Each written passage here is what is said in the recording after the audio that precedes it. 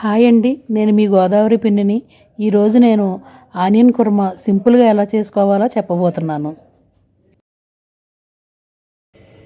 Onion kurma కావాల్సిన పదార్థాలు: సన్నగా పొడవుగా చీల్చుకున్న ఉల్లిపాయ ముక్కలు, కరివేపాకు, కొత్తిమీర.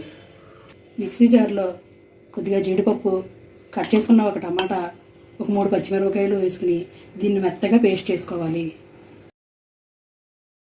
స్టవ్ వెలిగించి పాన్ పెట్టుకుని 3 స్పూన్లు ఆయిల్ వేసుకోవాలి. ఇప్పుడు ఆయిల్లో కొద్దిగా జీలకర్ర, ఉల్లిపాయలు, కరివేపాకు వేసుకుని స్టవ్ సిమ్లో పెట్టుకోవాలి. కొద్దిగా పసుపు, కొద్దిగా ఉప్పు వేసుకుని ఉల్లిపాయల్ని బాగా మగ్గనివ్వాలి.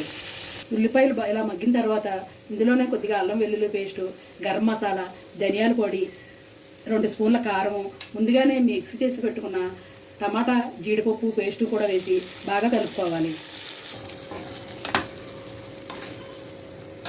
ఇలా బాగా కలుపుకున్న తర్వాత కర్రీ గ్రేవీగా రావడం గురించి కొద్దిగా వాటర్ పోసుకుని బాగా కలపాలి.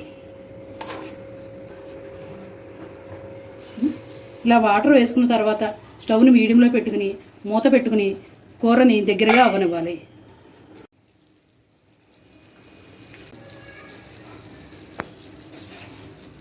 ఇలా కర్రీ దగ్గరగా అయిన తర్వాత సాల్ట్ చూసుకుని దీంట్లో కొత్తిమీర వేసుకుని స్టవ్ ఆఫ్ చేసుకోవాలి.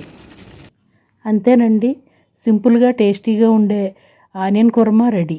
ఇది చపాతీల్లోకి, పూరీల్లోకి చాలా బాగుంటుంది. మీరు కూడా తప్పకుండా ట్రై చేయండి. Please like, share, subscribe my channel.